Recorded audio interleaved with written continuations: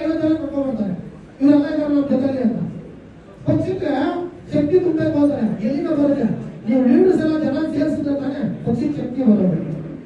ಪಕ್ಷ ಅಂದ್ರೆ ನಾವೇ ಇಲ್ಲ ಸರಿಯಾಗಿ, ಎಲ್ಲ ಸಂಘಟನೆ ಮಾಡಲ್ಲ. ಸುಮ್ಮನೆ ನೋಡಿದ್ರೆ ಶ್ರೀನಾಥ್ ಅವ್ರ ಕೈ ಹೇಳ್ತಾರೆ, ಬಾಬು ಮೋದಿ ಅವ್ರು ಹೇಳ್ತಾರೆ, ಲೀಡರ್ಸ್ ಎಲ್ಲ ಅಂತಾರೆ. ಅವರೆಲ್ಲ ಏನ್ ಮಾಡಕ್ಕಾಗುತ್ತೆ? ಊರುಗಳಲ್ಲಿ ನಿಮಗೆ ತಾನೇ ಗೊತ್ತಿರೋದು. ನೀವು ಗೊತ್ತಿರೋರೆಲ್ಲ ಜೊತೆ ಕರ್ಕೊಂಡು ನಿಲ್ಲಿಸಿ ಮಾಡಿಸ್ಬೇಕಾನೆ, ಯಾರು ಮಾಡಿಸ್ತಾ ಇಲ್ಲ. ಮತ್ತೆ ಎಲೆಕ್ಷನ್ಗೆ ಟಿಕೆಟ್ ಯಾರು ಬಂದಿದ್ದಾರೆ ಅವರೆಲ್ಲ ಲೀಡರ್ಸ್, ಸೋತಿರೋರು ಇಲ್ಲೇ ಇದ್ದಾರೆ, ಅವರು ಲೀಡರ್ಸ್. ಇದರಲ್ಲಿ ಯಾರು ಲೀಡ್ ಆಗ್ತೀರಾ? ಸೋತಿರೋರು ಲೀಡ್ ಮಾಡ್ತೀರಾ, ಗೆದ್ದಿರೋರು ಲೀಡ್ ಮಾಡ್ತೀರಾ? ಪಕ್ಷ ಸಂಘಟನೆ ಮಾಡೋದೇ ಲೀಡ್ರು.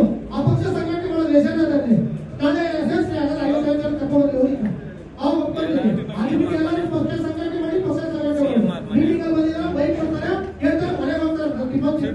ಇದಕ್ಕೇನು ಬೇಕು ಮೀಟಿಂಗ್? ನಾಳೆ ಎಲೆಕ್ಷನ್ ಬರುತ್ತೆ,